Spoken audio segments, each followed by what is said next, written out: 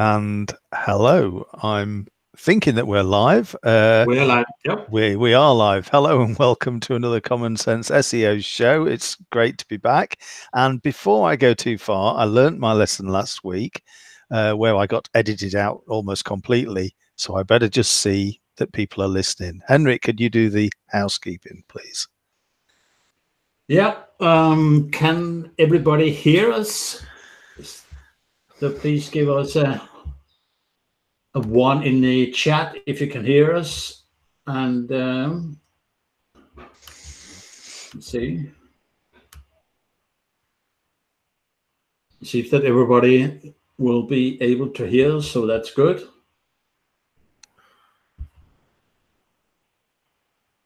No, it says the chat is deactivated for the stream. I will have to figure that out.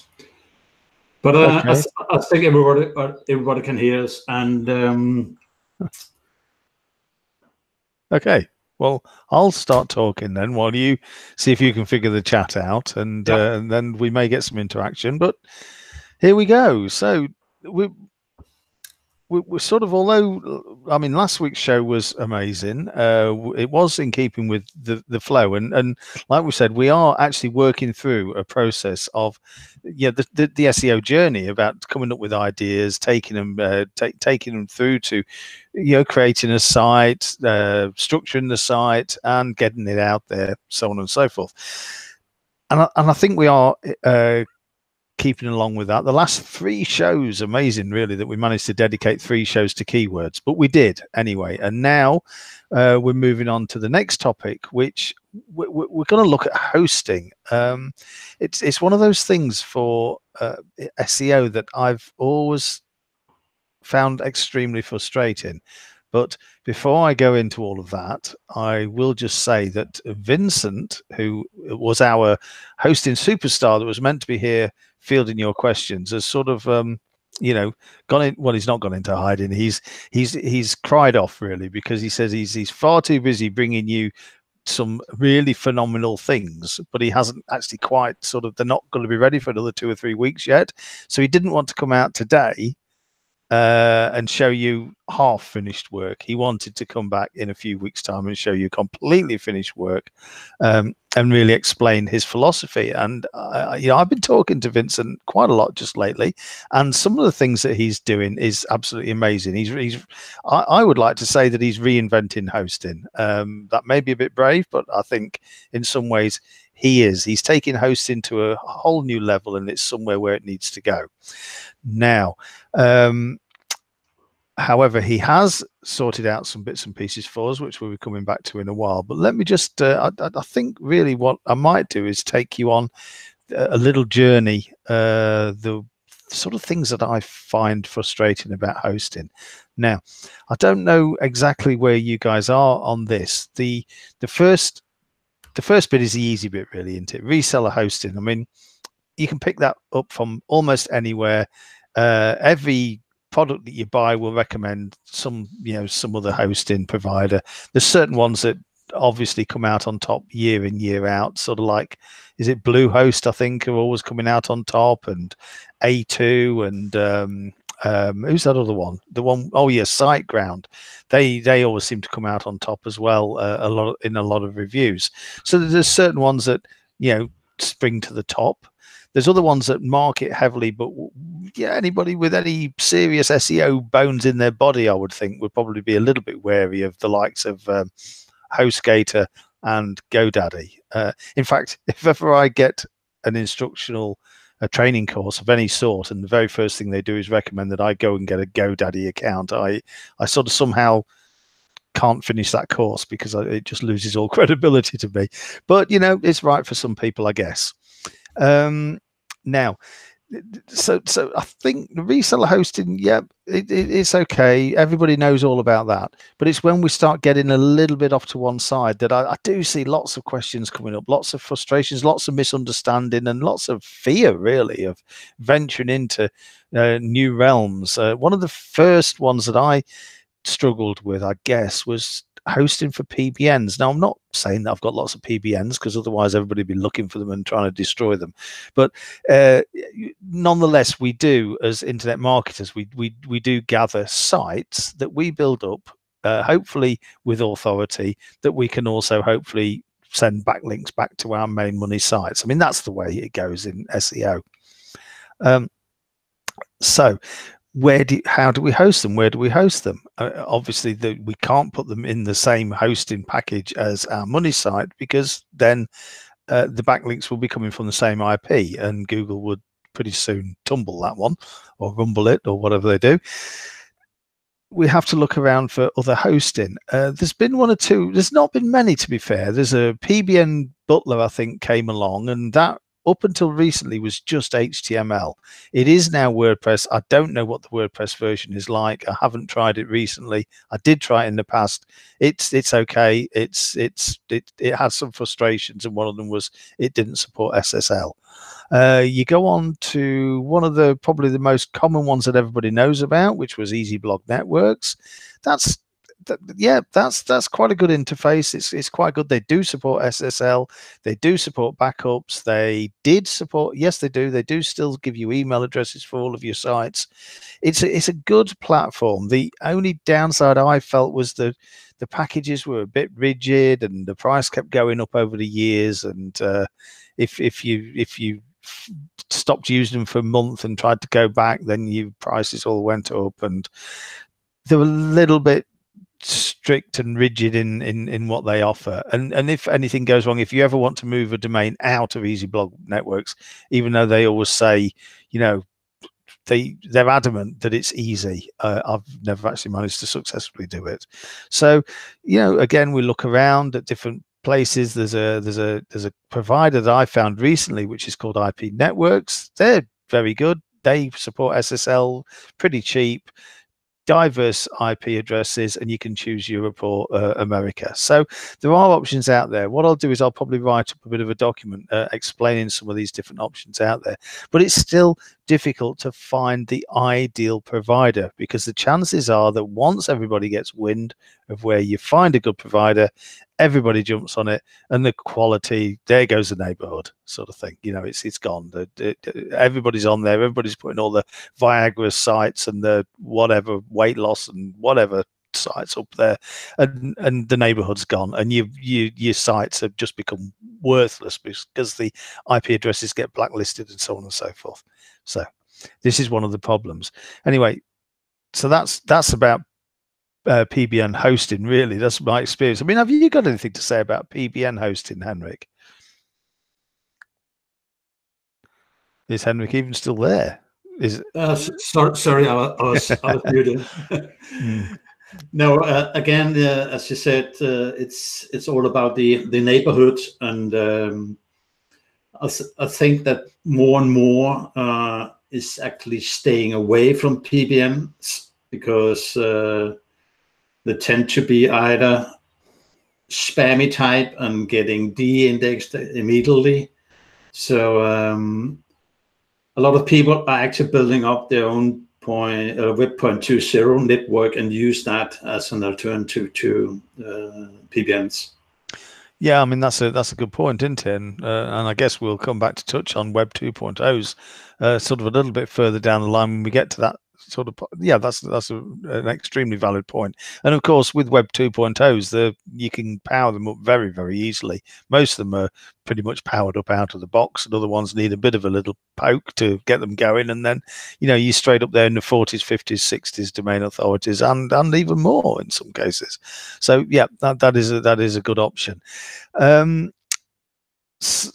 So we'll move on again. Now, the next thing that I see a lot of, this is about hosting, back to hosting. The next area where I see a lot of questions really is around VPS, virtual private service. And for some unknown reason, it seems to be a bit of a mystery to many.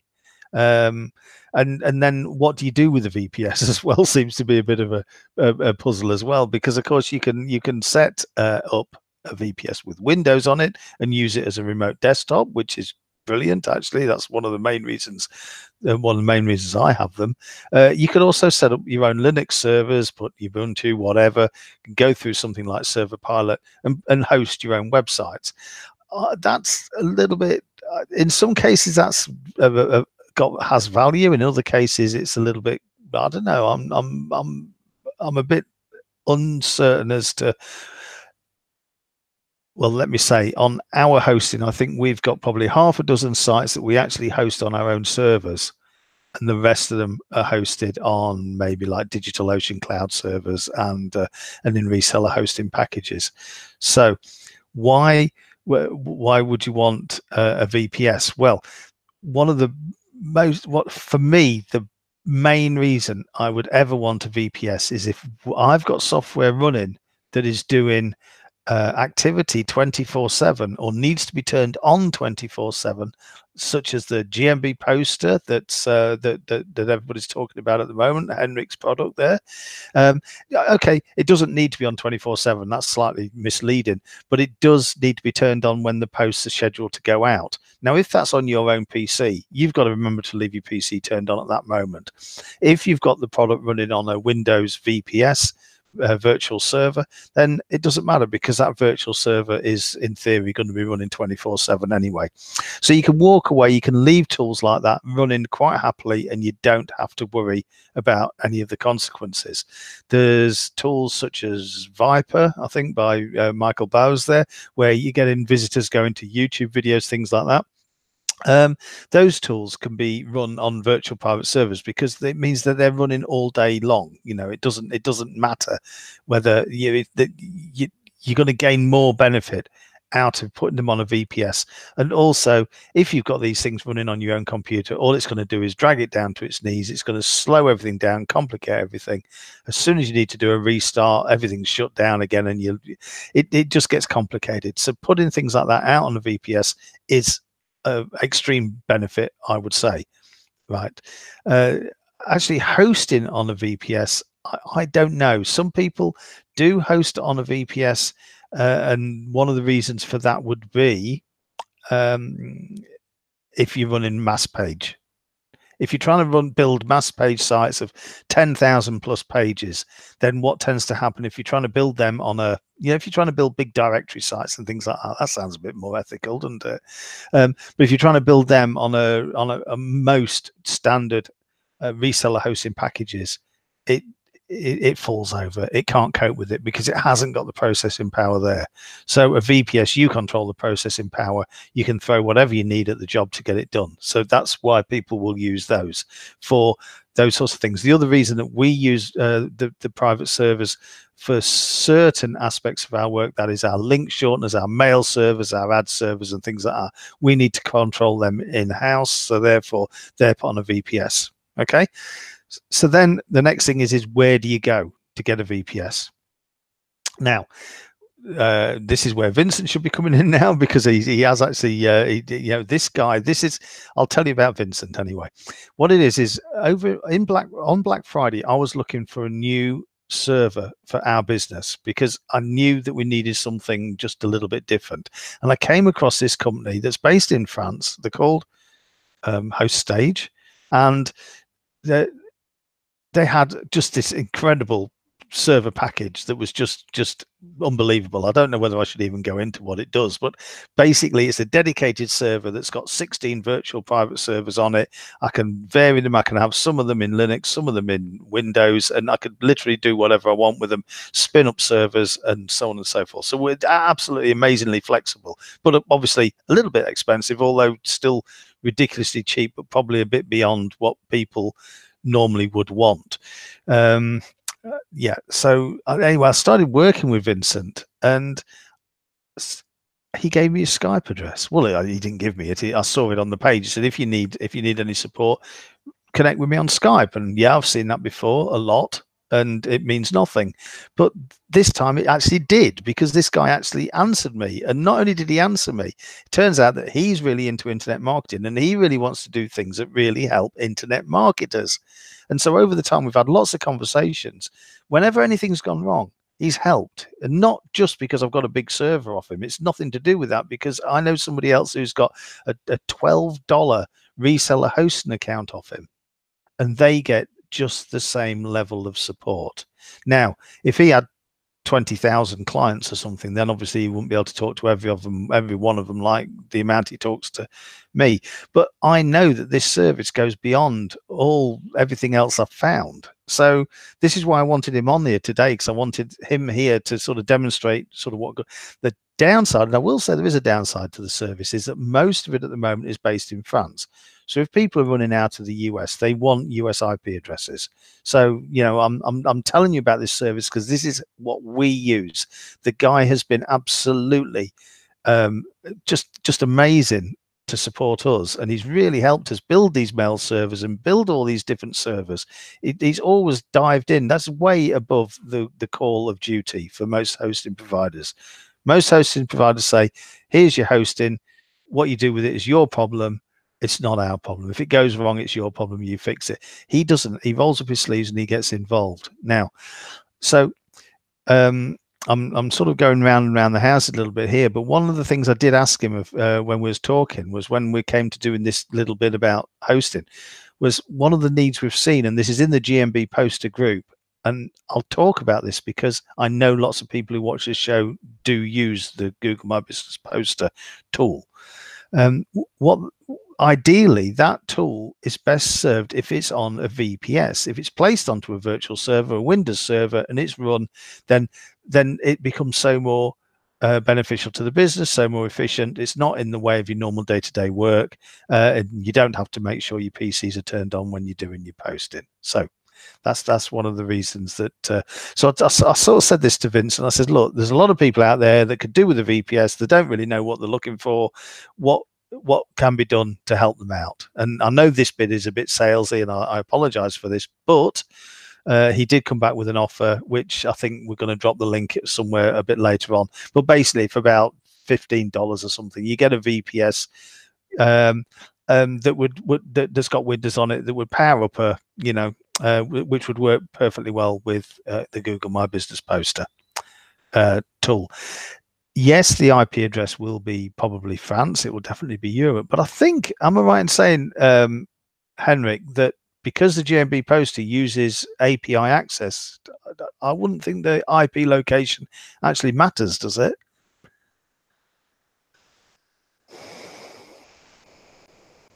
And he's muted himself again, or he's fallen asleep. One of the two.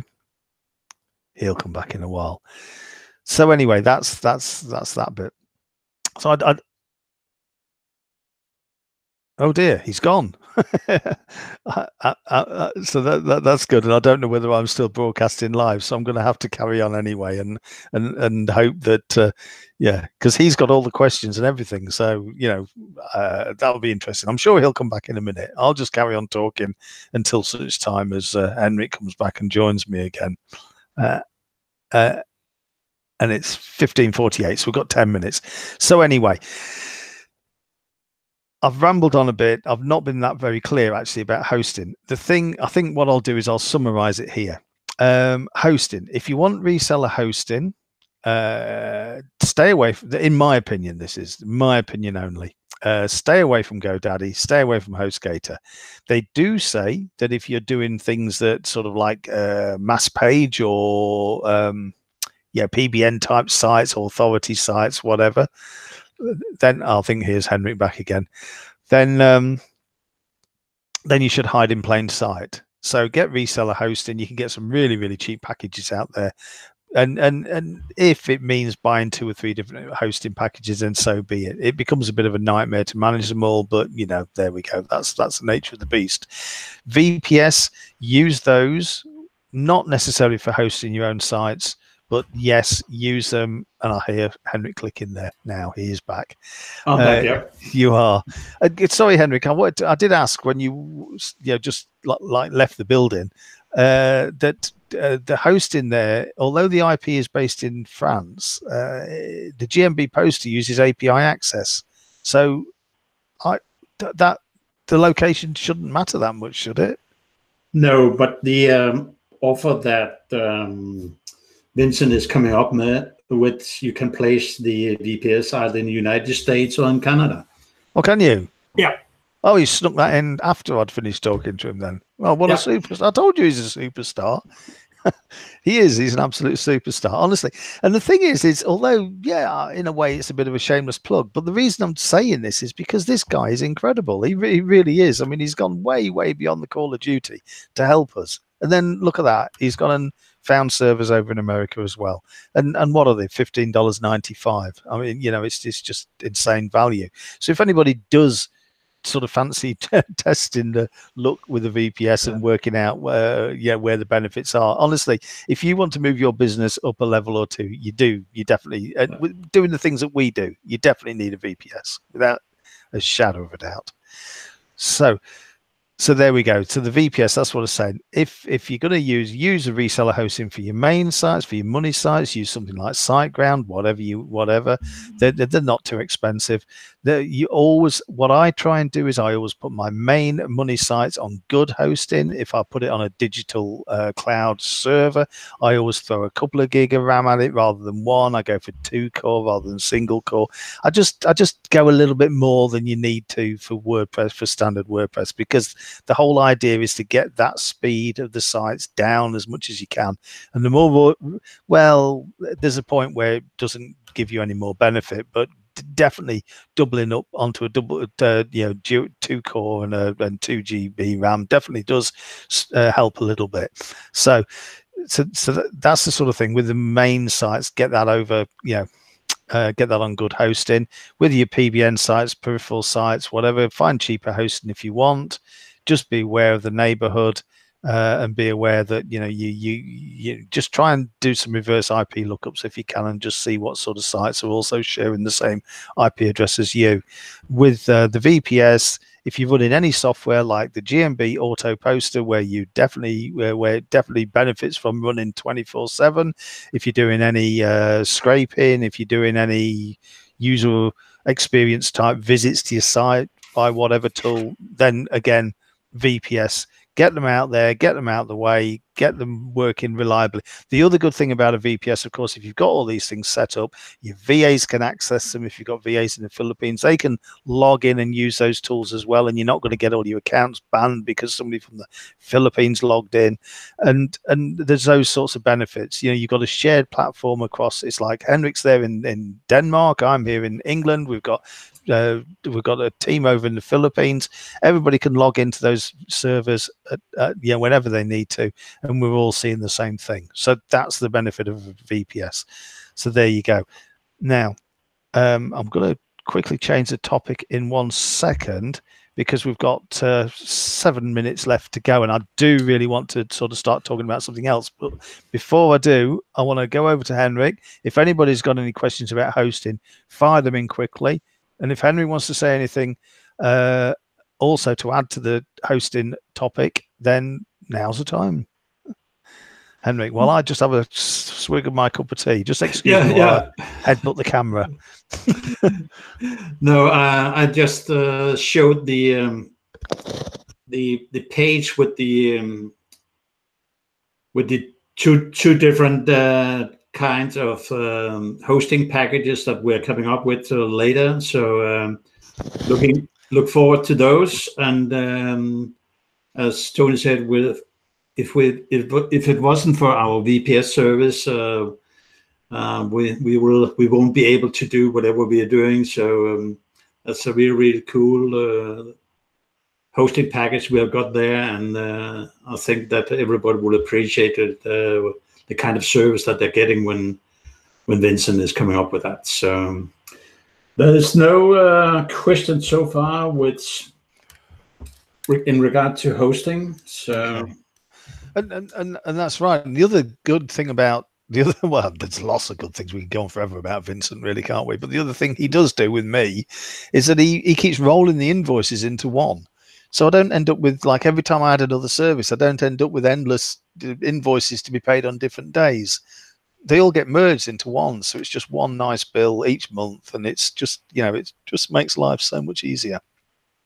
So there you go, Vincent. If you're listening, I hope you're please, because the service is absolutely phenomenal. Now, and this is why we're harping on about it and telling you about it, because we want you to have the best as well. If the IP addresses cause a problem, then that is a problem that you need to consider. And if they don't, then I absolutely 100% behind this.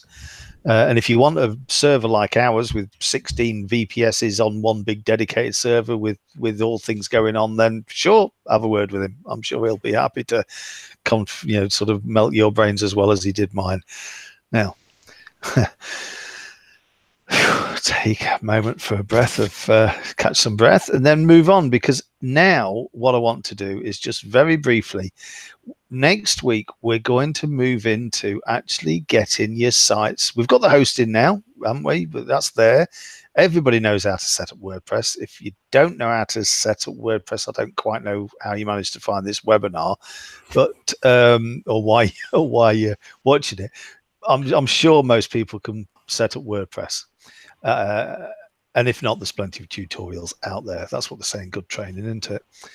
Now, so next week we're going to start talking about on page, and it's sort of we're bringing back the keyword discussions that we've had, because we've got all the keywords, we've done the keyword research, we've showed you the tools. We're going to bring the keywords that we've found and we're going to bring them forward. And next week we need to start trying to make some on-page structure for the site and think about how we're going to build the site up. Now we've got the hosting, and it's not about, like I say, it's not about installation. It's about how we set up the silos, or do we use silos, or do we do this and do we do that? Henrik, I believe you wanted just to remind people of the matrix at this point, didn't you? Yeah, we had Matt de Cruz from Network Empire talking about the keyword qualification matrix last time. And he also showed us an excellent tool which will save you tons of hours doing your keyword research. It's called the Digital Marketers Toolkit, or Toolbox. And I think you should go and take a look at the previous show that we have. We have put up a new video where I cut out the keyword qualification matrix in itself in one video, and the demonstration of the keyword the digital marketers toolbox on the other one. So it's definitely worthwhile looking at, and we will be posting a few more videos in regard to the actual tool, and I will give you a link where you can go and watch the tools on the Network Empire's webpage. Excellent. And now, with only 2 minutes to go, so I think I'm probably going to run over just a couple of minutes, because I want to introduce next week's topic, because it is getting a little bit it's a little bit technical, and I want you to think about it before we get there. So as we're thinking about building up a site, what we need to be doing is looking at the landscape, looking at the people above us, and figuring out how best to build the pages. One of the best tools out there, yes, it's a tool again, is Page Optimizer Pro. There's lots of things that it can do to help you build the pages, not only test your site once it's built, but also get the right information in the first place on the pages as you're building them.